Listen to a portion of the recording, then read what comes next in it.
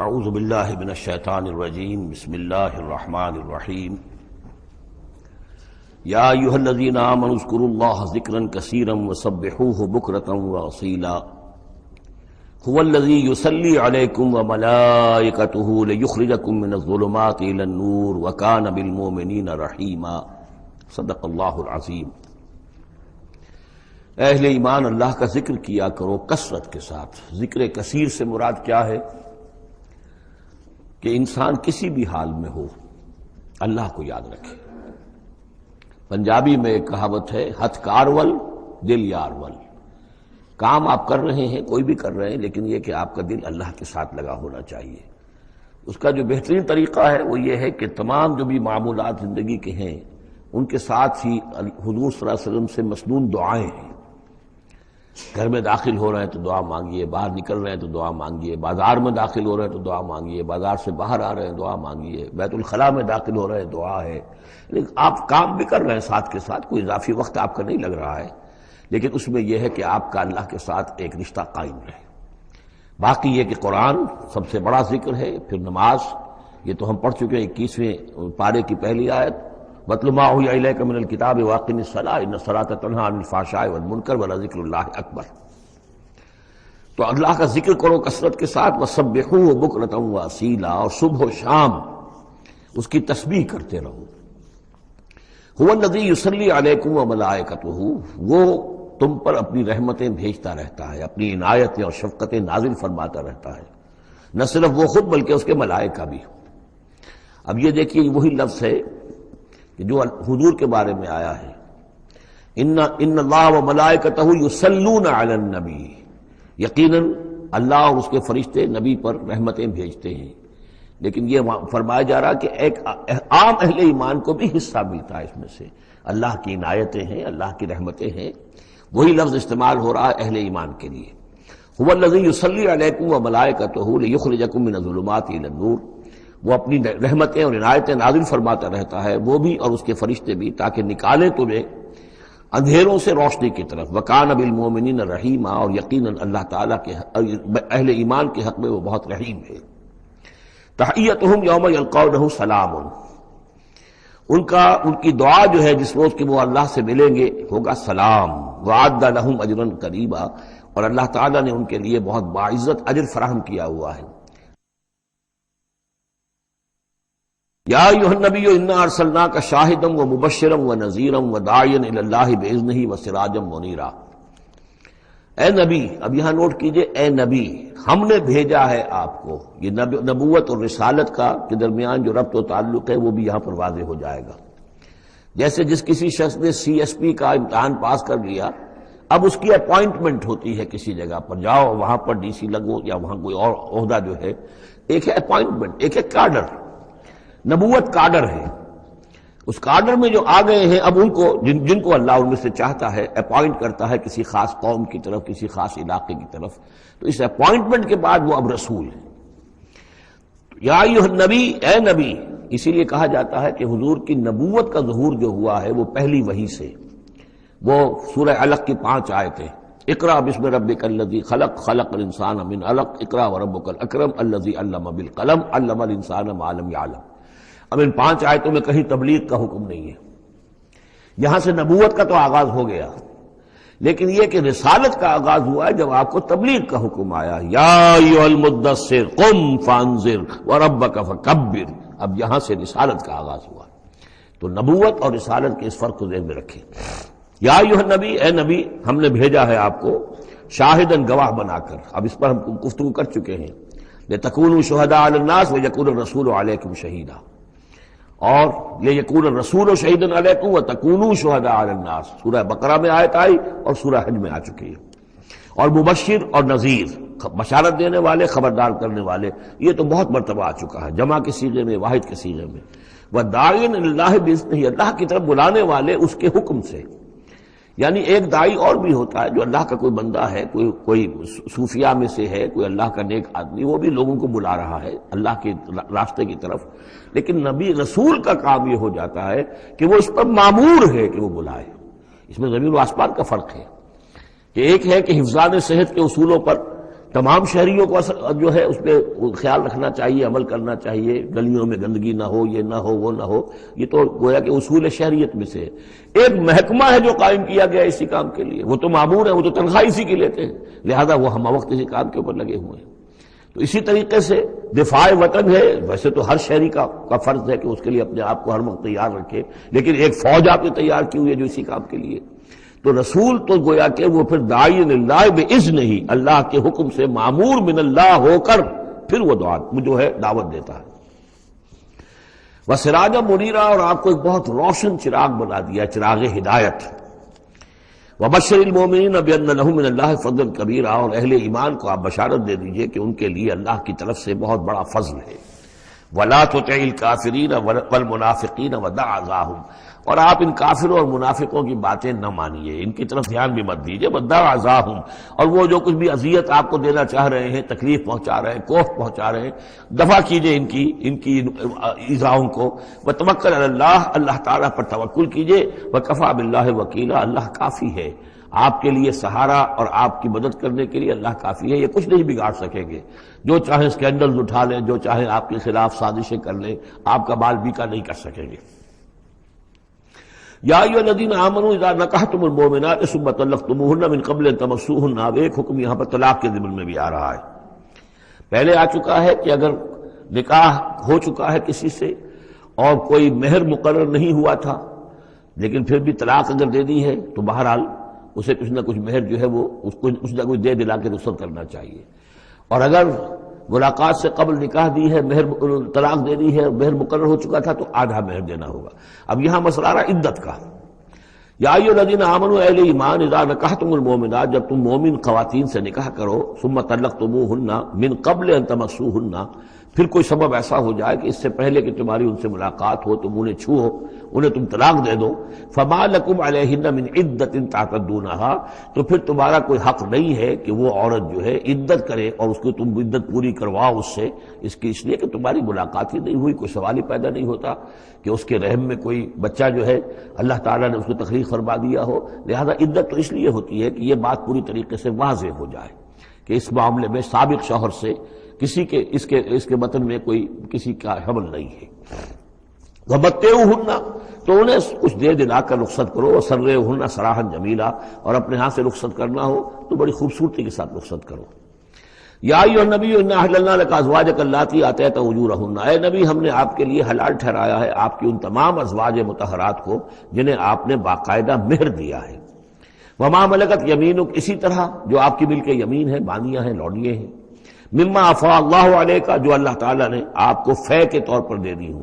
جیسے آپ کو معلوم ہے کہ یہ ماریہ قبطیہ جو آئی تھی رضی اللہ تعالی عنہ، یہ بھی جو مقوقس تھا مصر کا، اس کا حکمران، اس نے ہدیے کے طور پر بھیجی تھی۔ وہ بنات عمے کا، وہ بنات عماتے کا، اسی طرح آپ کے لیے نکاح کرنا جائز ہے اپنی چچا کی بیٹیوں سے اور اپنی پھپھیوں کی بیٹیوں سے، وہ بنات خالے کا، اور اپنے ماموں کی بیٹیوں سے، وہ بنات خالات کا، اپنی خالاؤں کی بیٹیوں سے، اللاتی ہاجرن معک، جنہوں نے آپ کے ساتھ ہجرت کی ہے۔ وامرأۃ مومنۃ، اسی طرح ایک مومن عورت، وہ بھی آپ کے لیے حلال ہے کہ آپ اس سے نکاح کریں، ان وہبت نفسہا للنبی، اگر وہ ہبہ کر دیتی ہے اپنا نفس نبی کو، یعنی وہ مہر بھی نہیں مانگتی، وہ کہتی کہ میں اپنے آپ کو ہبہ کر رہی ہوں۔ ان اراد النبی ان یستنکحھا، اگر نبی کا ارادہ ہو کہ وہ ان سے نکاح کرے، خالصۃ لک من دون المؤمنین، یہ جو ہے رعایت آپ کو دی گئی ہے تمام اہل ایمان سے علیحدہ رکھ کر، یعنی تمام اہل ایمان کے لیے زیادہ زیادہ 4 کی قید ہے، لیکن آپ کے لیے یہ سب جو آپ کے گھروں میں آباد ہیں یہ سب جائز ہے، ان میں سے کسی کو بھی آپ طلاق نہیں دیں گے، اور 4 کی جو قید ہے وہ آپ پر نہیں ہے۔ قد علمنا ما فرضنا علیہم من ازواجہم، ہمیں خوب معلوم ہے کہ ہم نے عام مسلمانوں پر کیا کیا چیزیں ان کی بیویوں کے ضمن میں فرض کی ہیں، لازم کی ہیں، کہ ایک وقت میں 4 سے زیادہ کا نکاح نہیں ہو سکتا۔ وما ملکت ایمانہم، اسی طریقے سے جو ان کی لونیاں اور بانیاں ہیں ان کے بارے میں بھی ہم نے کیا کیا قواعد و ضوابط کا انہیں پابند کیا ہے، لکہ لا یکون علیک حرج، تاکہ آپ پر کوئی تنگی نہ ہو، وکان اللہ غفور الرحیم، اللہ غفور الرحیم ہے۔ اصل میں حضور کا جو تعدد ازدواج کا معاملہ، اس میں کئی مصلحتیں تھیں۔ ایک مسئلہ تو یہ بھی تھی، مسئلہ یہ کہ حضرت عائشہ صدیقہ رضی اللہ تعالی عنہ سے نکاح کی تو مسئلہ سب سے بڑی یہ سامنے آتی ہے کہ ان کا وہ بیوہ ہو گئی ہیں جبکہ ابھی جوان تھی، وہ 18 برس کی عمر تھی جبکہ بیوہ ہو گئی ہیں، لیکن انہیں پھر طویل وقت ملا ہے، وہ معلمہ امت بن گئی ہیں۔ خواتین کے لیے تو وہی معلمہ ہے، جو بھی زر و شوق کے تعلقات ہوتے ہیں اس میں خواتین آ کر مسئلہ پوچھتی تھی تو ام المومنین صدیقہ رضی اللہ تعالیٰ انہیں بتاتی تھی۔ تو طویل امت، اس لیے کہ امت کے لیے تعلیم کا کوئی اور نظام تو نہیں تھا۔ اسی طرح عرب کا جو معاشرہ تھا قبائلی معاشرہ تھا، اس میں یہ ہوتا تھا کہ کوئی بڑی شخصیت جو ہے اس کے دوسرے جو قبائل ہیں ان کے سرداروں وغیرہ سے کوئی رشتہ داری اگر ہو جائے تو اس سے بھی ایک تقویت حاصل ہوتی تھی اس نظام کو۔ تو یہ مختلف اسباب سے حضور کے لیے خاص طور پر یہ رعایت جو ہے کی گئی ہے کہ جو عام مسلمانوں کے لیے نہیں ہے۔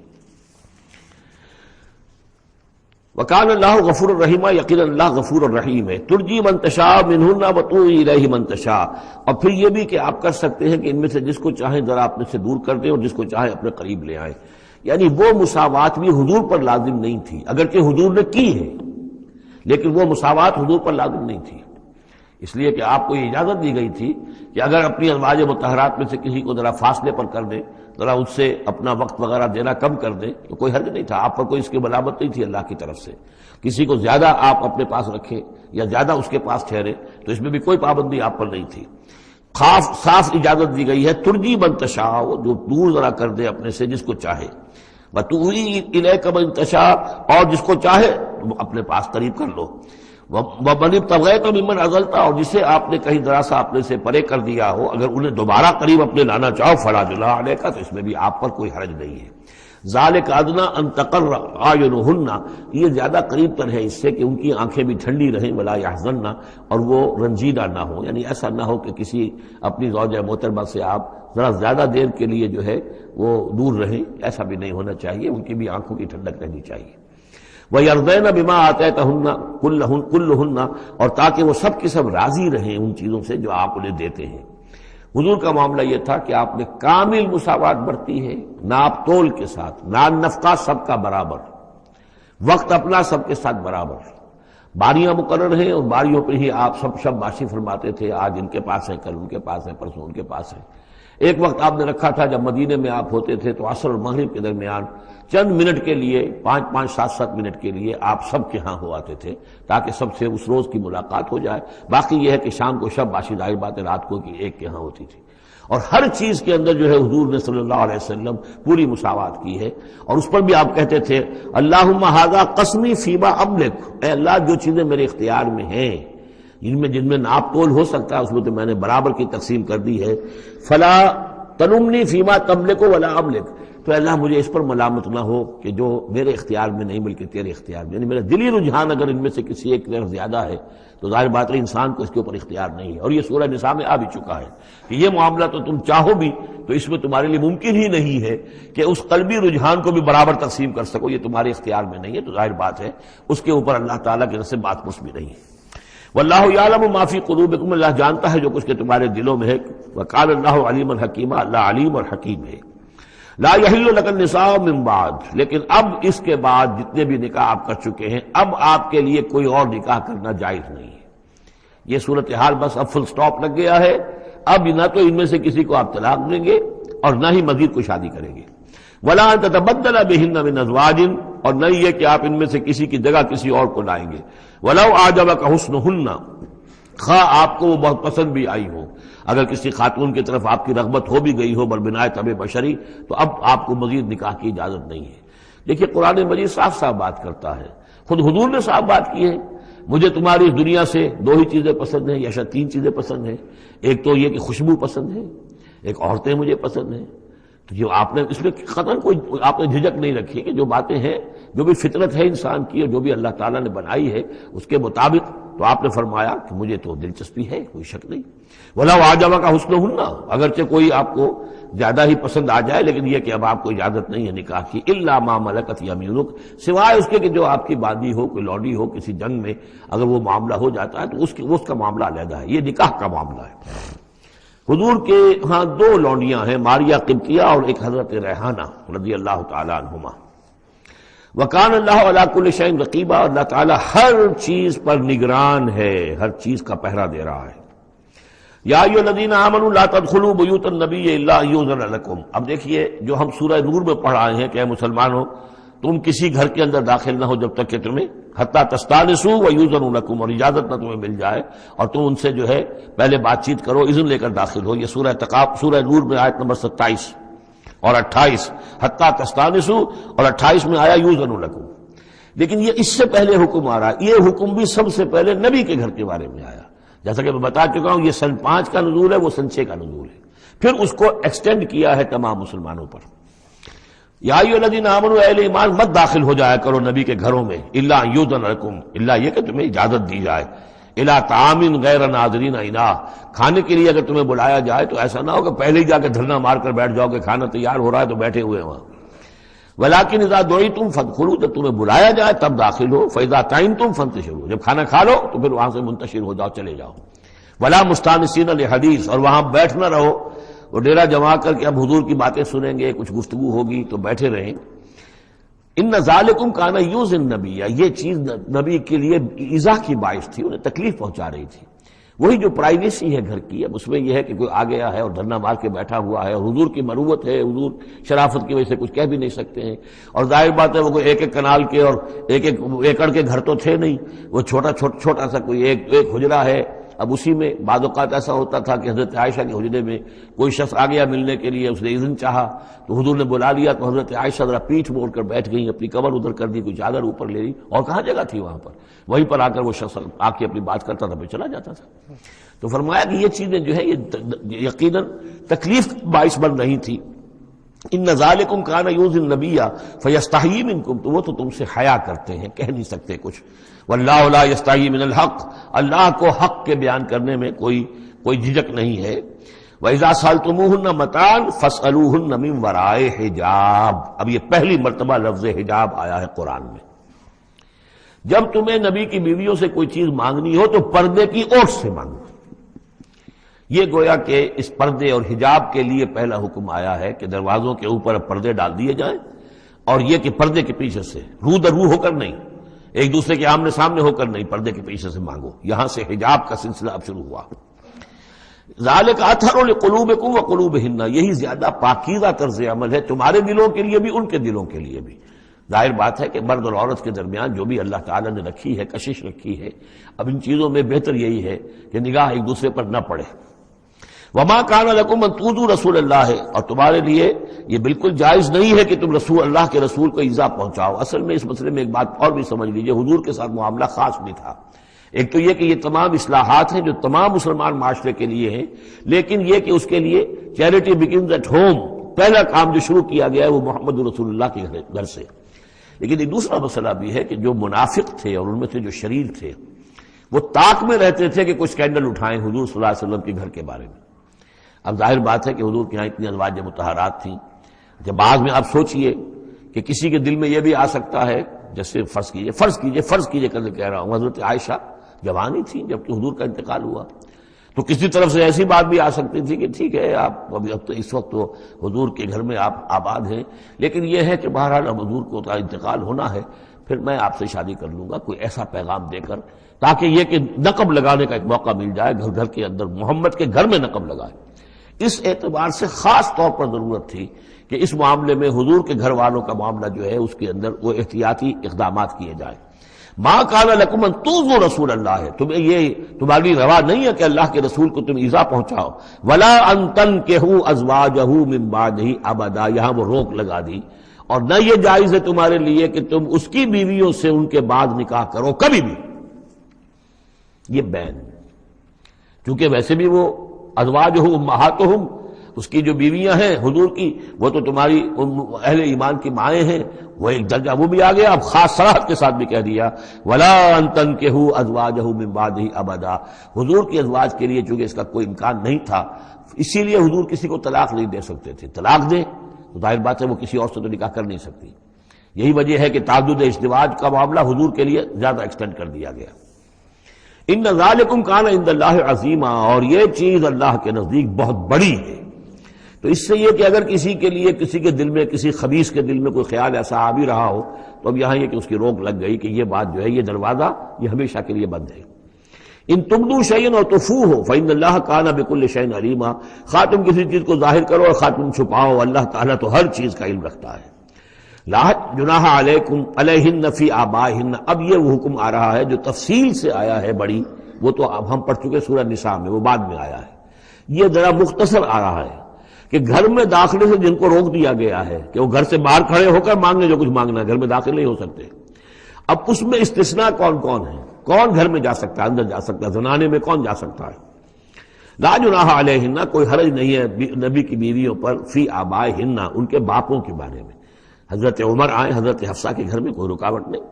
حضرت ابو بکر آئے حضرت عائشہ کے گھر میں، کوئی رکاوٹ نہیں. ولا ابنائہن، نہ ان کے بیٹوں کے بارے میں. ولا اخوانہن، نہ ان کے بھائیوں کے بارے میں. ولا ابناء اخوانہن، نہ ان کے بھائیوں کے بیٹے یعنی بھتیجوں کا. ولا ابناء اخواتہن، اور نہ ان کی بہنوں کے بیٹے یعنی بھانجوں کا. ولا نسائہن، اور نہ ہی ان کی اپنی جان پہچان والی عورتوں کا. ولا ما ملکت ایمانکم، اور جو غلام یا جو لونیاں ہیں، اور اکثر و بیشتر اہل سنت کے نزدیک یہاں سے لونیاں مراد ہیں، ان کے بارے میں ٹھیک ہے وہ گھر میں داخل ہوں. گویا کہ یہ جو تفصیلی آیت آئی ہے سورہ نساء میں، اس کا یہ نیوکلیس جو ہے جو شروع میں، وہ یہ ہے جو سورہ احزاب کے اندر. یہ مختصر ہے، مزید اس میں پوری فہرست کر کے اس کو مکمل کر دیا کہ یہ ہے محرم، اور جو محرم ہے وہ محرمات ابدیہ ہیں، ان سے کبھی بھی کسی بھی حالت میں نکاح ہو ہی نہیں سکتا اس عورت کا. باقی یہ ہے جتنے بھی مرد ہیں وہ نامحرم ہیں، وہ باہر رہیں گے، کچھ چیز مانگنی ہے پردے کے اوٹ سے مانگیں گے، یہ ان کا معاملہ رہے گا. اور گھر میں داخل ہوں گے اگر تو عورت پردہ کرے گی، جیسے کہ حضرت عائشہ کا میں نے آپ کو طریقہ بتایا. یا اگر کہیں دو کمرے ہیں تو عورت کسی اور کمرے میں جائے گی، اور وہ جو ہے وہ کسی اور کمرے میں آئیں گے. یہ طریقہ ہے اسلامی معاشرت کا، مسلمانوں کی طرز رہائش کا. واتقین اللہ، اور اے نبی کی بیویوں ڈرتی رہو اللہ سے. ان اللہ کان علی کل شیء شہیدا، یقیناً اللہ تعالیٰ ہر چیز پر گواہ ہے. ان اللہ وملائکتہ یصلون علی النبی، اب یہ خاص طور پر لفظ وہی ہے یصلی علیکم وملائکتہ، یہاں صرف ترتیب بدل گئی ہے. یقیناً اللہ اور اس کے فرشتے رحمت اور شفقت اور عنایت نازل کرتے رہتے ہیں نبی پر صلی اللہ علیہ وسلم. یا ایھا الذین آمنوا صلوا علیہ وسلموا تسلیما، اے ایمان کے دعوے دارو، اے ایمان لانے والو، تم بھی ان پر رحمت بھیجتے رہا کرو، اور تم بھی اللہ تعالیٰ سے دعا کرتے رہا کرو کہ اللہ ان کے اوپر اور درود بھیجے اور رحمت بھیجے. وسلموا تسلیما، انہیں سلام کیا کرو، ان کو سلام بھیجا کرو. ان الذین یؤذون اللہ ورسولہ، یقیناً وہ لوگ کہ جو ایذا پہنچاتے ہیں اللہ کو اور اس کے رسول کو، لعنہم اللہ فی الدنیا. اب یہ منافقین کا تذکرہ ہو رہا ہے اس سورہ مبارکہ میں، جیسا کہ مدنی صورتوں میں اکثر و بیشتر ہے. ان الذین یؤذون اللہ ورسولہ، بے شک وہ لوگ کہ جو ایذا پہنچاتے ہیں اللہ اس کے رسول کو، لعنہم اللہ فی الدنیا والآخرہ، تو لعنت اللہ نے ان پر لعنت کر دی ہے دنیا اور آخرت دونوں میں. وعد لہم عذابا مہینا، اور ان کے لیے ایک بڑا اہانت آمیز عذاب تیار کر رکھا ہے. والذین یؤذون المؤمنین والمؤمنات بغیر ما اکتسبوا،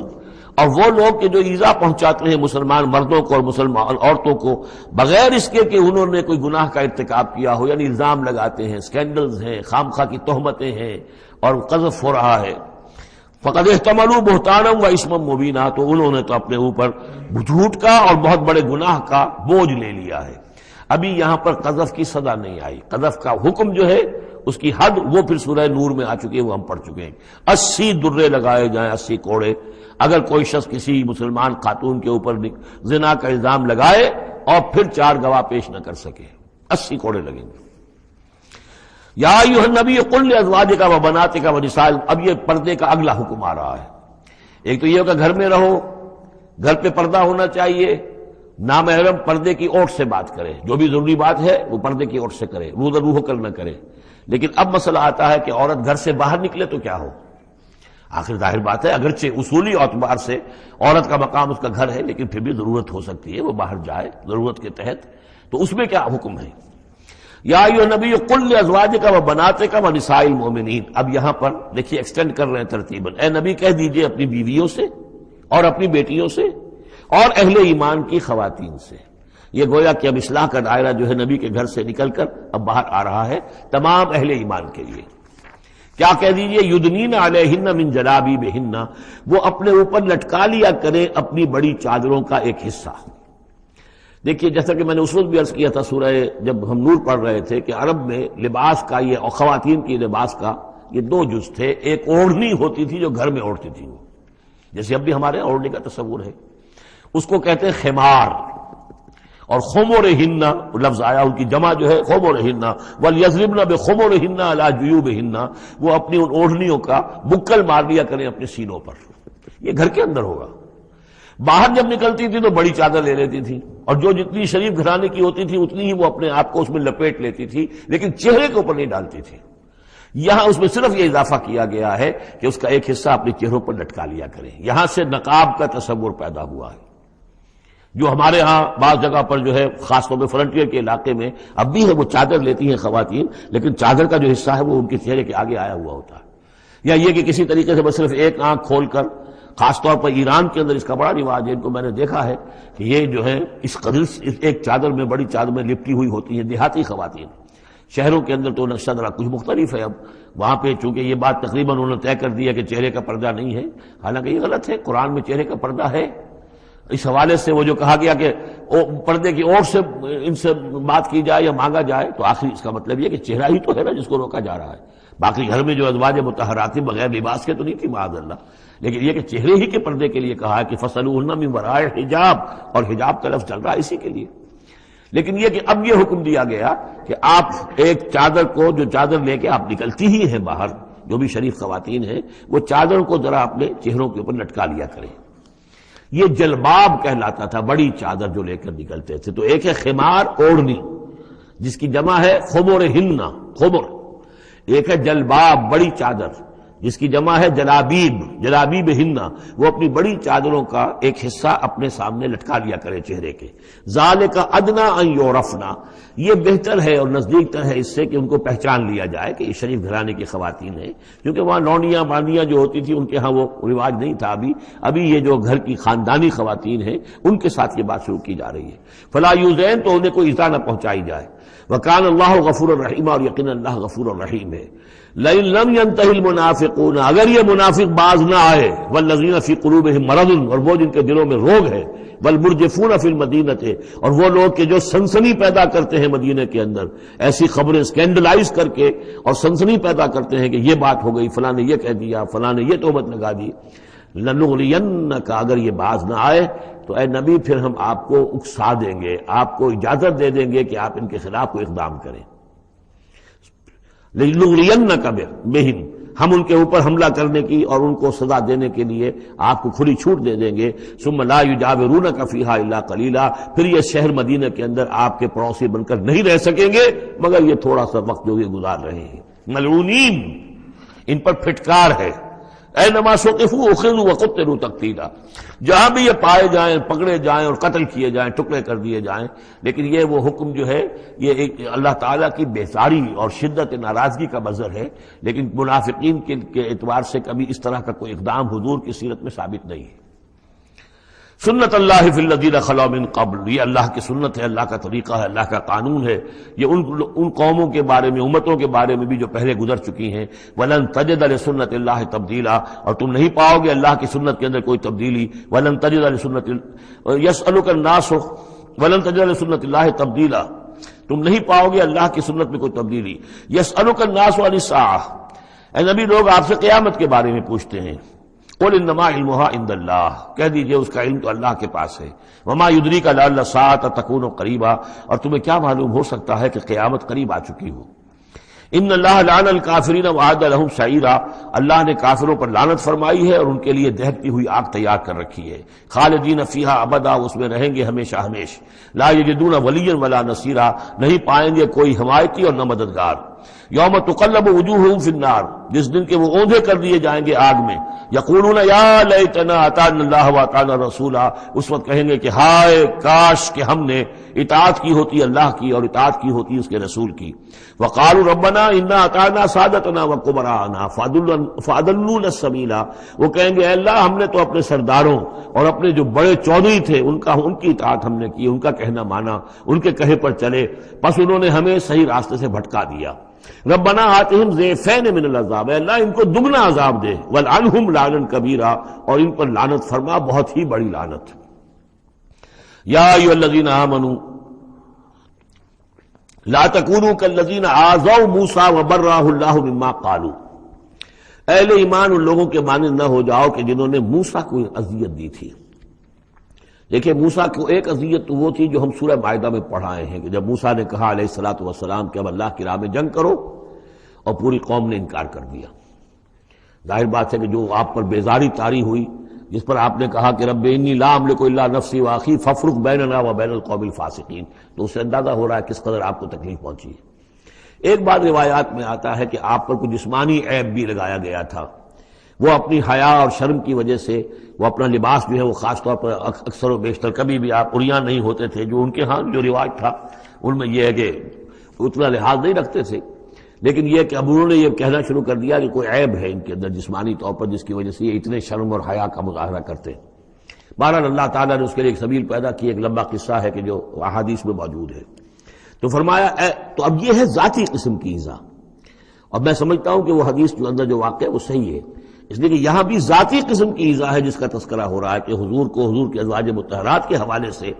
کوئی اس طرح کا سکینڈل اٹھا کر جو ہے تو وہ تو تکلیف، جیسے کہ سورہ نور میں ہم پڑھ آئے ہیں کہ کس قدر دن آپ پر سخت گزرے ہیں وہ، جبکہ حضور حضرت عائشہ پر جو ہے وہ تہمت لگائی گئی تھی۔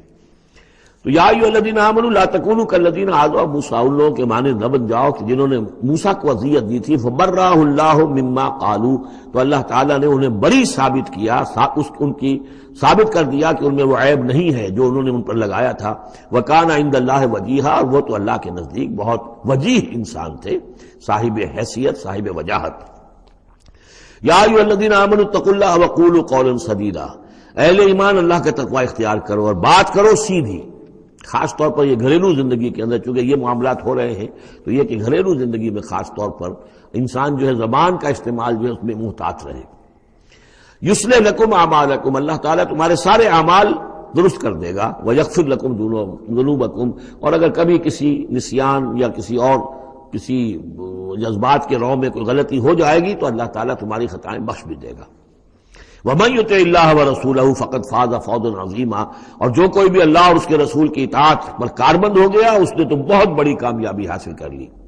یہ دو آیتیں جو ہیں، یا ایھا الذین آمنوا اتقوا اللہ وقولوا قولا سدیدا یصلح لکم اعمالکم ویغفر لکم ذنوبکم ومن یطع اللہ ورسولہ فقد فاز فوزا عظیما، یہ بھی حضور نے خطبہ نکاح میں شامل کی تھی،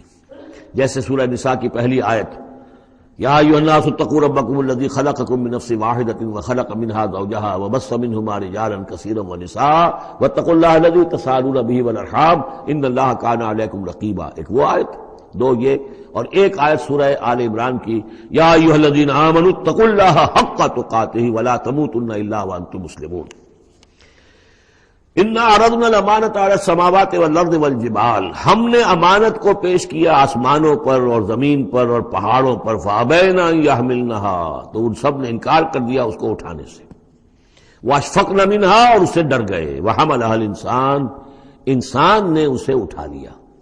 انه کان ظلوما جہولا، یقیناً وہ نادان بھی تھا اور ظالم بھی تھا، یعنی اپنے آپ پر ظلم کیا اتنی بڑی امانت سنبھال کر۔ اب یہ امانت کون سی ہے، اس پر بہت سے اقوال ہیں تفسیری، اب ظاہر بات ہے کہ یہاں ان میں سے کون سا کہ کیا دلیل ہے، کسی کے حق میں کیا دلیل ہے، میں جس کو رد کر رہا ہوں کیوں کر رہا ہوں اس کا موقع نہیں ہے، لیکن میرے نزدیک اور مجھے اس پر جزم ہے، پوری طریقے سے وثوق ہے، اس امانت سے مراد ہے روح، یہ عالم امر کی شے ہے، اور لا کر عالم خلق، یہ ہمارا وجود حیوانی جو ہے یہ عالم خلق کی شے ہے، عالم امر کی شے کو بطور امانت عالم خلق کے اس وجود کے اندر امانت کے طور پر رکھا گیا ہے، یہ اللہ کی امانت ہے، وَنَفَخْتُ فِيهِ مِن رُوحِي، اپنی روح میں سے پھونک دوں تمہارے اندر، تو یہ ہے امانت، بہت عظیم امانت ہے۔ عالم امر میں آپ کو بتا چکا ہوں صرف فرشتے اور ارواح انسانیہ، یہ عالم امر کی چیز ہے، انہی کی جو کمیونیکیشن ہے وہی اس کو بھی امر کہا گیا ہے، عالم امر کی شے ہے۔ باقی جتنے بھی ہے یہ جنات ہوں یا جو بھی حیوانات ہیں، ہمارا بھی جو جسد حیوانی ہے وہ جو ہے عالم خلق کی شے ہے، اور یہی شے ہے اصل میں وہی جس کی بنا پر کہ انسان مسجود ملائک بنا ہے، یہ جو روح ہے اسی کی بنا پر مسجود ملائک ہے، اسی کے بنا پر خلافت ملی ہے، اسی کے بنا پر وحی کا یہ محبت بنا ہے کہ وحی اس کو آ سکتی ہے، جنات کے ہاں وحی نہیں ہے، ان میں روح نہیں ہے، وحی نہیں ہے، کوئی نبی جنات میں نہیں بھیجا گیا، بلکہ انسانوں ہی میں جو نبی آئے انہی کی پیروی جو ہے وہ جنات بھی کرتے رہے۔ اور یہ جو روح کے بھوکے جانے سے پہلے یہ کیفیت تھی وہ تھا ظلوم اور جہول، یہ میں سمجھتا ہوں کہ انسان کا جو حیوانی وجود ہے، جو میں نے کئی مرتبہ اس سے پہلے بیان کیا، اس میں تو کمزوری ہے۔ خلق الانسان من عجل، خلق الانسان ضعیفا، انسان جو ہے وہ تو اس کی فطرت، اس کی خلقت کے اندر جلدی عجلت پسندی بھی ہے، انسان کمزور پیدا کیا گیا ہے، یہاں ظلوم اور جہول کہا جا رہا ہے۔ اگر تو صرف حیوان انسان ہوتا اور اس میں روح خدا بندی نہ پھونکی گئی ہوتی تو ظلوم اور جہول تھا، لیکن روح خدا بندی پھونکے جانے کے بعد اب صورت وہ نہیں ہے، اسی لیے فرمایا گیا والتین والزیتون وطور سینین وہذا البلد الامین لقد خلقنا الانسان فی احسن تقویم ثم رددناہ اسفل سافلین۔ ہم نے پیدا کیا انسان کو تو سب سے پہلے پیدا کیا تھا ارواح کی شکل میں، وہ احسن تقویم بلند ترین رتبے کی شے، لیکن پھر اسے لوٹا دیا ہے نچلوں میں سب سے نیچے، یعنی جنات سے بھی نیچے چلا گیا انسان۔ کیوں چلا گیا؟ کہ اس کا یہ جسد حیوانی جو ہے ان سے کمتر ہے، اس میں یہ ڈال دی گئی روح۔ تو یہ ہے وہ امانت میرے نزدیک، واللہ عالم۔ لِيُعَذِّبَ اللَّهُ الْمُنَافِقِينَ وَالْمُنَافِقَاتِ، اس امانت ہی کا اب یہ ظہور ہوگا۔ اس کا نتیجہ کیا نکلے گا؟ جو اس امانت کا حق ادا کرے گا اس کے لیے اللہ تعالیٰ کے لیے روح و ریحان و جنت نعیم۔ جو اس امانت میں خیانت کرے گا، اس کا حق ادا نہیں کرے گا، وہ حیوانی بن کر رہ جائے گا، حیوانی خواہشات اور حیوانی ہی داعیات ہی کا تابع فرمان بن کر رہ جائے گا۔ اس نے گویا کہ خیانت کی اس امانت میں، اس کے لیے لِيُعَذِّبَ اللَّهُ الْمُنَافِقِينَ وَالْمُنَافِقَاتِ وَالْمُشْرِكِينَ وَالْمُشْرِكَاتِ، تاکہ نتیجہ یہ نکلے کہ اللہ عذاب دے منافق مردوں کو، منافق عورتوں کو، اور مشرک مردوں کو اور مشرک عورتوں کو۔ وَيَتُوبَ اللَّهُ عَلَى الْمُؤْمِنِينَ وَالْمُؤْمِنَاتِ، اور اللہ تعالیٰ عنایت فرمائے اور معاف کرے اور توبہ قبول کرے اور توبہ کی توفیق دے اہل ایمان مردوں کو بھی، اہل ایمان عورتوں کو بھی۔ وَكَانَ اللَّهُ غَفُورًا رَحِيمًا، یقیناً اللہ تعالیٰ غفور اور رحیم ہے۔ یہ جو چوتھا گروپ تھا مکی اور مدنی صورتوں کا وہ یہاں ختم ہوا، 8 مکیات اور 1 مدنی صورت۔ اب 5واں گروپ شروع ہو رہا ہے، اس میں 13 ہیں مکی صورتیں اور پھر 3 آئیں گی مدنی صورتیں، لیکن یہ جان لیجئے کہ اب جو مدنی صورتیں آئیں گی وہ چھوٹی چھوٹی ہیں، زیادہ زیادہ 4 رکوع، اکثر و بیشتر 2 رکوع۔ یہ جو بڑی مکیات تھی وہ تقریباً مدنیات جو ہیں وہ ختم ہو چکی ہیں، سورہ بقرہ، سورہ آل عمران، سورہ انفال۔ ترتیب کیا ہے؟ پہلے سورہ بقرہ ہے، پھر سورہ انفال ہے، پھر سورہ آل عمران ہے، پھر سورہ نساء ہے، پھر سورہ نور ہے، پھر سورہ احزاب ہے، پھر سورہ نور ہے، پھر سورہ مائدہ ہے۔ یہ ہے طویل، جو سائزیبل اور طویل مدنیات ہیں۔ باقی چھوٹی جو ہے وہ ان کے بین ان کے درمیان آتی رہی ہیں۔ جیسے سورہ صف جو ہے وہ بھی سورہ احزاب کے ساتھ ہی متصل نازل ہوئی ہے۔ سورہ محمد ہے وہ بھی سورہ بقرہ کے ساتھ متصل نازل ہوئی ہے، وہ بھی غزوہ بدر سے پہلے نازل ہوئی ہے۔ تو چھوٹی صورتوں کا معاملہ جو ہے وہ علیحدہ ہو جائے گا، لیکن یہ کہ عام بڑی صورتوں کی ترتیب یہ ہے البقرہ اور پھر انفال، پھر آل عمران، پھر نساء، پھر یہ جو ہم نے ابھی ختم کی احزاب، اور پھر نور اور پھر مائدہ۔ سورۃ السبا، بسم اللہ الرحمن الرحیم۔ اب نوٹ کر لیجئے یہ آخری مرتبہ 2 صورتیں قرآن میں آ رہی ہیں جو الحمدللہ سے شروع ہو رہی ہیں، تقریباً 7 8 پاروں کے فصل سے۔ سورہ فاتحہ الحمد سے شروع ہوئی، الحمدللہ رب العالمین الرحمن الرحیم۔ پھر سورہ انعام آئی تھی، وہ بھی الحمدللہ الذی خلق السماوات والارض وجعل الظلمات والنور۔ اس کے بعد پھر 15ویں پارے میں آئی سورہ کہف، الحمدللہ الذی انزل علی عبدہ الکتاب ولم یجعل لہ عوجا۔ اور اب پھر یہ 7 پاروں کے بعد 22ویں پارے میں سورہ سبا بھی ہے، اس سے آگے سورہ فاطر بھی ہے، یہ جوڑے کی شکل میں ہے، اور یہ دونوں الحمدللہ سے شروع ہو رہی ہیں۔ الحمدللہ الذی لہ ما فی السماوات و ما فی الارض، کل تعریف، کل حمد، کل شکر اللہ کے لیے ہے جس کی ملکیت ہے ہر وہ شے، وہ سب کچھ جو آسمانوں میں ہے اور وہ سب کچھ جو زمین میں ہے۔ وَلَهُ الْحَمْدُ فِي الْآخِرَةِ، اور آخرت میں بھی اسی کے لیے حمد ہوگی۔ وَهُوَ الْحَكِيمُ الْخَبِيرُ، اور یقیناً وہ سب کچھ جاننے والا ہے، باخبر ہے اور کمال حکمت والا۔ اور آخرت میں جو میدان حشر میں حضور نے فرمایا لِوَاءُ الْحَمْدِ بِيَدِي، میرے ہاتھ میں حمد کا جھنڈا ہوگا۔ حضور کھڑے ہوں گے میدان حشر میں لِوَاءُ الْحَمْدِ، اب حمد کا جھنڈا لے کر۔ اور اس حمد کا خاص تعلق ہے اس آخری امت کے ساتھ۔ حضور کا نام بھی اسی سے ہے، محمد، احمد، حامد، یہ نام ہے حضور کے صلی اللہ علیہ وسلم۔ اور حمد جو ہے حمادون، یہ امت جو ہے حمادون ہے، یہ بہت حمد کرنے والے ہیں، اور قیامت کے دن میدان حشر کے اندر حمد کا جھنڈا حضور کے ہاتھ میں ہوگا، دست مبارک میں، اور حضور فرماتے اس روز جو میں اللہ کی حمد کروں گا وہ آج نہیں کر سکتا۔ یعلم ما یلج فی الارض وما یخرج منہا، وہ جانتا ہے جو کچھ زمین میں گھستا ہے، داخل ہوتا ہے، اور جو کچھ کہ اس سے نکلتا ہے، وما ینزل من السماء وما یعرج فیہا، اور جو کچھ کہ اترتا ہے آسمان سے نازل ہوتا ہے اور جو کچھ کہ چڑھتا ہے اس میں، وہو الرحیم الغفور، اور وہ غفور ہے اور رحیم ہے۔ وقال الذین کفروا لا تأتینا الساعۃ، اور یہ کہتے ہیں کافر کہ کبھی یہ قیامت نہیں آئے گی، یا ساعہ جو ہے کبھی نہیں آئے گی۔ ساعہ اور قیامہ کا فرق میں بیان کر چکا ہوں، اور اس میں گویا کہ ابھی تک جو قریب ماضی قریب تک جو خیال رہا ہے سائنسدانوں کا کہ کائنات ابدی ہے، ہمیشہ رہے گی، اس کے ختم ہونے کا سوال ہی نہیں۔ اب یہ ہے کہ سائنس جو ہے فزکس کے میدان میں یہ بات مسلم ہو چکی ہے کہ یہ ابدی نہیں ہے، بلکہ اس سے ختم ہونا، کتنا عرصہ میں ختم ہونا یہ ہم نہیں کہہ سکتے، لیکن یہ کہ مختلف اعتبارات سے یہ طے اب ہو چکا ہے کہ یہ ہمیشہ رہنے والی نہیں ہے، اس کو ایک دن ختم ہونا ہے۔ اور جس طرح کہ یہ پھیلی ہے، جس طریقے سے پھل جھڑی ہوتی ہے ایک، اسی طریقے سے یہ پھیلی ہے اور اسی طریقے سے یہ واپس لوٹ جائے گی۔ بقل بلا وربی، کہہ دیجئے کیوں نہیں، یقیناً مجھے میرے رب کی قسم ہے، لتاتینکم، وہ تم پر آ کر رہے گی، دھمک کر رہے گی، آ دھمکے گی تم پر۔ عالم الغیب، مجھے اپنے اس رب کی قسم ہے کہ جو تمام چھپی ہوئی چیزوں کا جاننے والا ہے۔ لا یعزب عنہ مثقال ذرۃ فی السماوات ولا فی الارض، اس سے غائب نہیں ہو سکتا کوئی ذرہ بھی، نہ آسمانوں میں اور نہ زمین میں، ولا اصغر من ذلک ولا اکبر، اور نہ کوئی شے جو اس سے چھوٹی ہو اور نہ وہ کہ اس سے بڑی ہو، الا فی کتاب مبین، مگر یہ کہ وہ کتاب مبین میں، روشن کتاب میں موجود ہے۔ لیجزی الذین آمنوا، یہ قیامت جو آئے گی کیوں آئے گی؟ لیجزی الذین آمنوا وعملوا الصالحات، تاکہ بدلہ دے، جزا دے اللہ تعالیٰ اپنے اہل ایمان بندوں کو جنہوں نے نیک کام کیے۔ اگر نہیں آتی قیامت تو یہ تو بڑی ناانصافی ہو جائے گی۔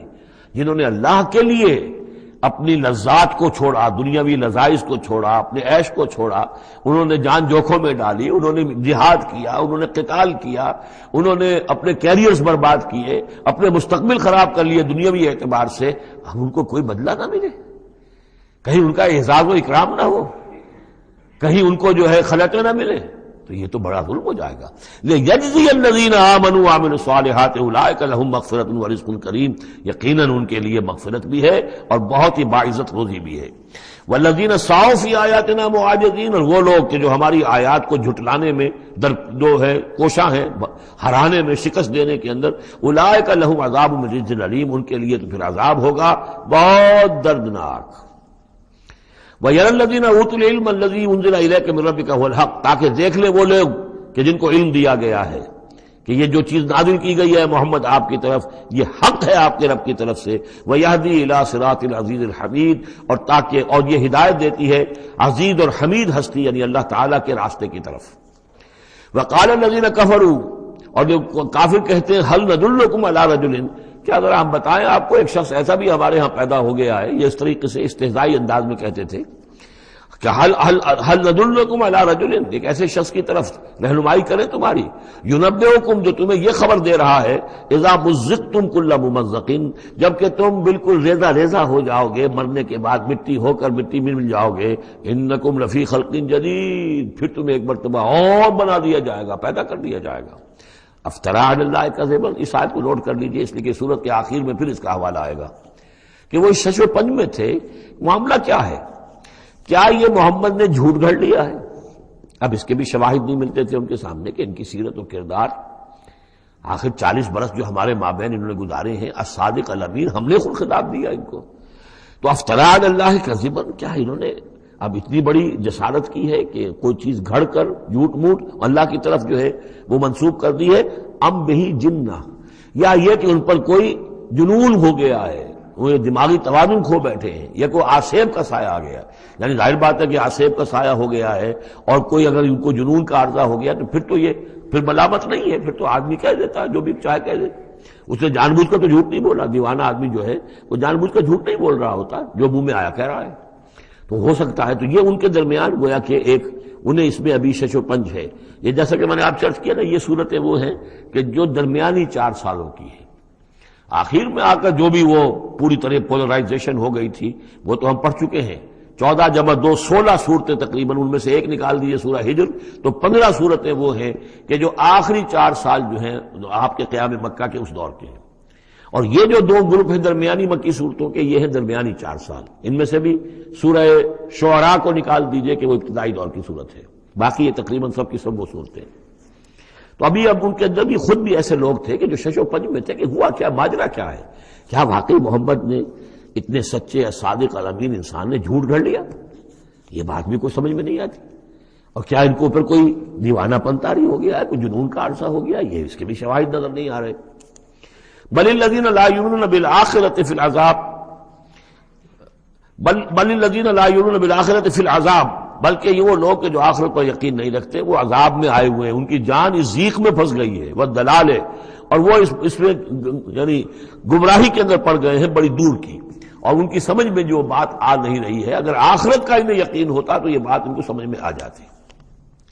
افلم یروا الی ما بین ایدیہم وما خلفہم، تو کیا انہوں نے دیکھا نہیں جو کچھ ان کے سامنے ہے اور جو کچھ ان کے پیچھے ہے، من السماء والارض، آسمانوں اور زمین میں سے۔ سامنے کیا ہے؟ آپ کائنات کو دیکھتے ہیں، یہ سب آپ کے سامنے ہے۔ پیچھے کیا ہے؟ تاریخی شواہد جو ہیں وہ آپ کے پیچھے ہیں۔ تو یہ جو ایام اللہ کے ذریعے سے تذکیر ہوتی ہے یہ ہے پیچھے، اور جو آلاء اللہ سے جو تذکیر ہوتی ہے یہ ہے سامنے کی شے۔ تو انہوں نے کیا دیکھا نہیں؟ ان نشاء نخسف بہم الارض، اگر ہم چاہیں تو ان کو زمین میں دھسا دیں، اور نسقط علیہم کسفا من السماء، اور اگر ہم چاہیں تو ان پر آسمان کا کوئی ٹکڑا گرا دیں۔ ان فی ذلک لآیۃ لکل عبد منیب، یقیناً اس میں نشانی ہے ہر اس شخص کے لیے، ہر اس بندے کے لیے جو اللہ کی طرف رجوع کرے۔ وَلَقَدْ آتَيْنَا دَاوُودَ مِنَّا فَضْلًا، اور ہم نے داؤد کو، حضرت داؤد حضرت سلیمان دونوں کا ذکر آیا تھا اس سے پہلے سورہ نمل میں، لیکن وہاں حضرت داؤد کا ذکر بہت ہی مختصر پہلی آیت میں تھا، باقی سارا معاملہ پھر حضرت سلیمان کا تھا۔ لیکن یہاں اب ذرا حضرت داؤد علیہ السلام کی شخصیت کو زیادہ اور ان کا ایک واقعہ بیان کیا جا رہا ہے۔ وَلَقَدْ آتَيْنَا دَاوُودَ مِنَّا فَضْلًا، اور ہم نے داؤد کو اپنی طرف سے اپنے خاص خزانہ فضل سے بڑا فضل عطا کیا تھا۔ یا جبال اوبی معہ والطیر، اور ہم نے حکم دے دیا تھا پہاڑوں کو بھی اور پرندوں کو بھی کہ ان کے ساتھ آواز میں آواز ملا کر حمد کے ترانوں میں ان کے ساتھ شامل ہو جائیں۔ یہ تعویب کہتے ہیں ترجیح، لوٹانا۔ جیسے کہ کسی وقت کوئی گانا ہو رہا ہے تو گانے میں کوئی ایک بول ہوتا ہے جو بار بار آتا ہے، اور یہ کہ اس کو پھر بہت سے لوگ مل کر گاتے ہیں، کوئی ایک گانے والا ہے یا گانے والی ہے، عام گانا مین تو اس کا ہے، لیکن کوئی درمیان میں ایسی چیز آتی ہے کہ جس کو وہ سب کے سب مل کر آواز میں پھر اس کو دہراتے ہیں، یہ ہے تعویب۔ تو اللہ تعالیٰ نے حکم دے دیا تھا یا جبال ہو، اے پہاڑ، اور اوبی معہ، اس کے ساتھ تم اپنی آواز ملاؤ اور اس کے ساتھ اس ترانہ حمد میں شریک ہو جاؤ، والطیر، اور اے پرندو تم بھی، وَعَلَنَّا لَهُ الْحَدِيدَ، اور ہم نے اس کے لیے نرم کر دیا لوہے کو، ان اعمل سابغات، کہ اے داؤد ہم نے تمہیں یہ کام سکھا دیا ہے، لوہا اب تمہارے لیے آسان کر دیا، نرم کر دیا ہے، اب اس سے بناؤ زرہیں کشادہ، وقدر فی السرد، اور جو زرہ بنانے میں اب جوڑ بنانے پڑتے ہیں تو اس کے لیے یہ ہے کہ اس میں جوڑ کڑیاں ملاؤ بڑی حساب کے ساتھ، وقدر فی السرد وعملوا صالحا، اور نیک عمل کیا کرو، انی بما تعملون بصیر، یقیناً ہم جو کچھ تم کر رہے ہو اسے دیکھ رہے ہیں۔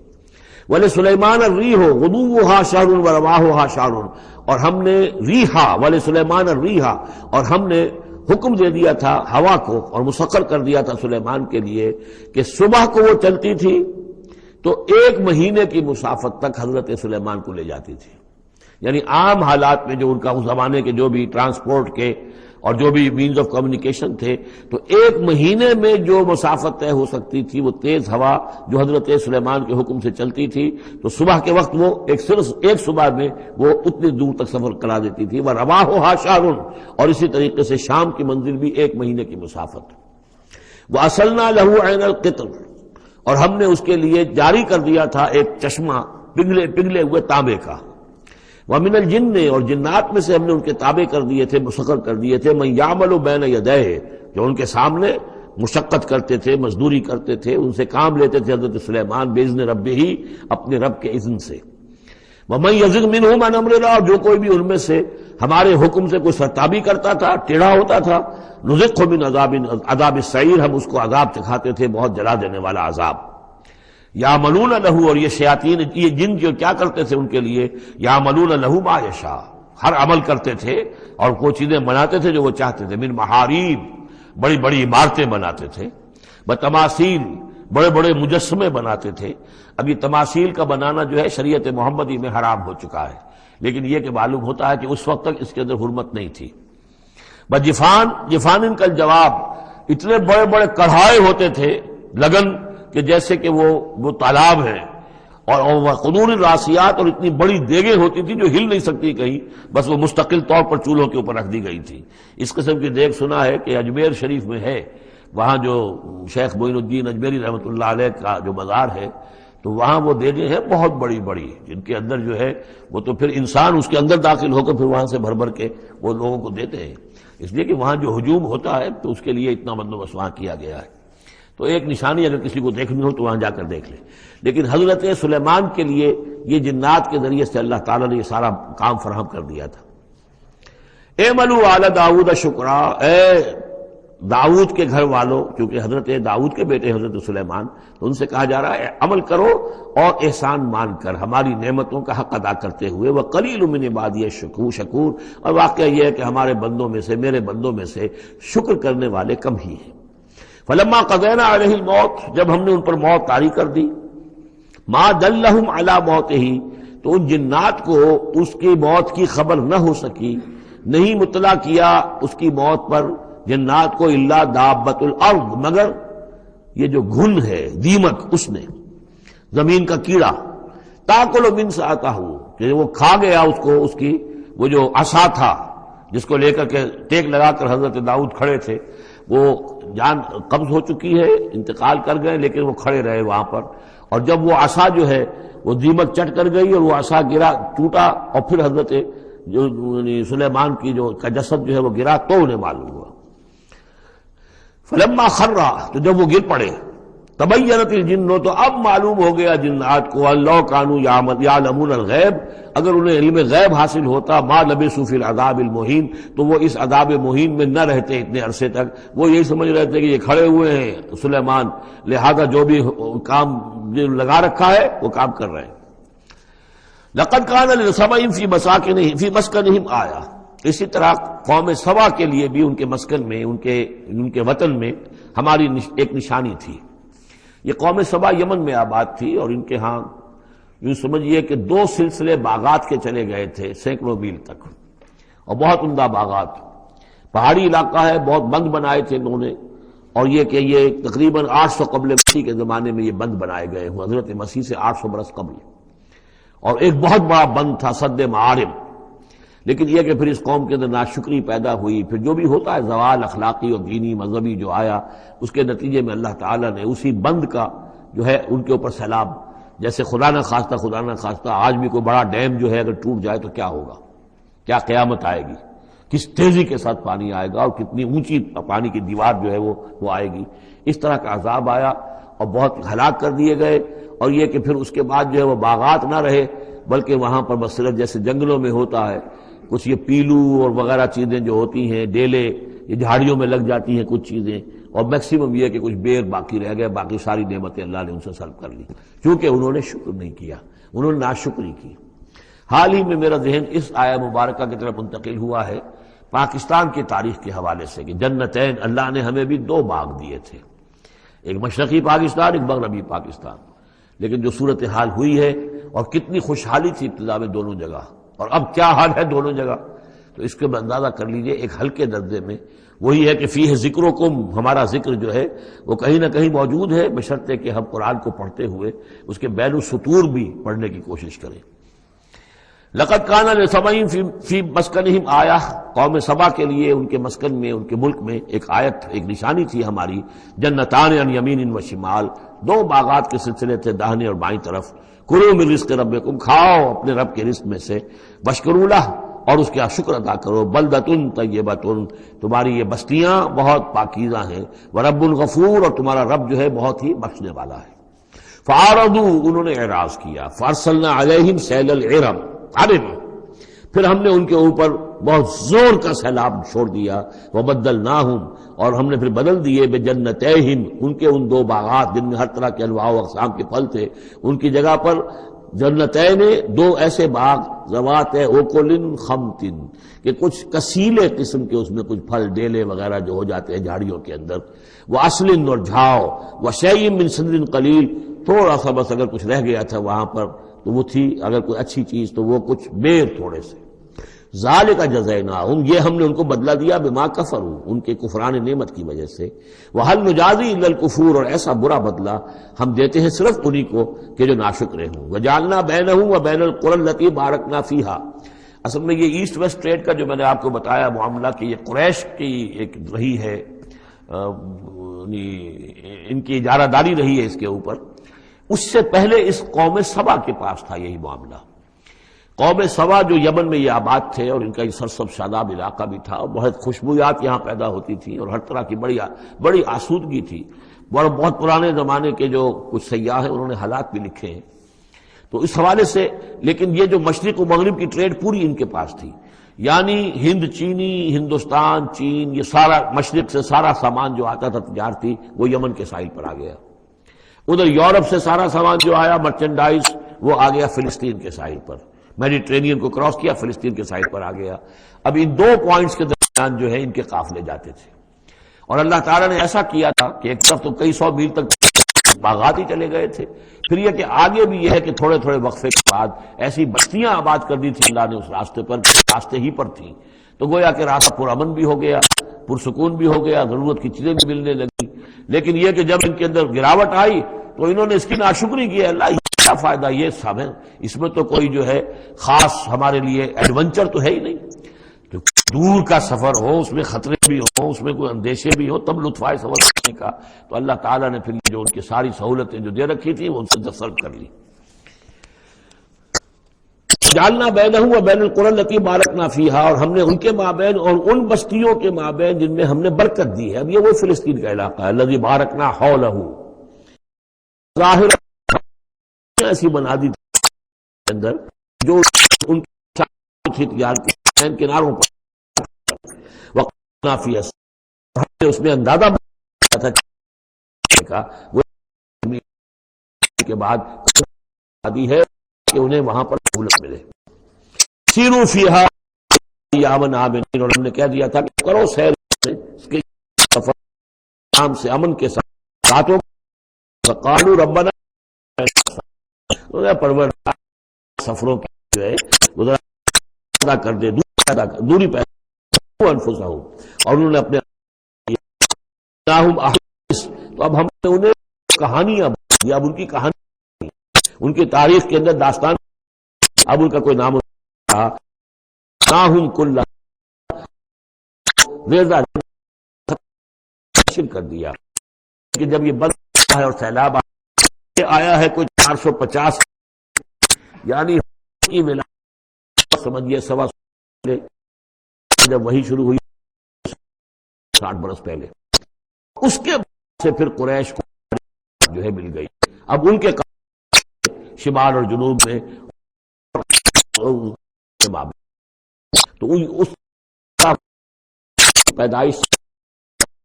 نہیں ہے۔ اس کے بعد یہاں خود اوس اور خزرج کے قبیلے جو آباد ہوئے مدینہ منورہ، اور جو جا کر عرب قبائل آباد ہوئے، یمن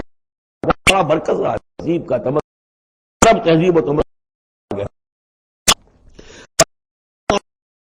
اور یقین میں آیات لکل صبار شکور نشانیاں ہیں ان لوگوں کے لیے جو صبر کرنے والے ہیں، صدق نہ ہو اور گمان کو اللہ فریق، تو ان سے ہی پیروی کی سوائے تھوڑا سا ایک ایمان کی، کان لہو لیکن اس کو حاصل نہیں تھا آخرت کی ہے کہ وہ ورغلا کا دے سب دکھائے، وہ بھی دیکھ لے واضح ہو جائے کہ جو آخرت پر سکتا ہے منہا فی شک، ان کو کہ جو آخرت کے بارے میں مبتلا ہے، علی کل حفیظ، آپ کا پروردگار نگران اور نگہبان، بارک لکم فی القرآن نفعکم بالآیات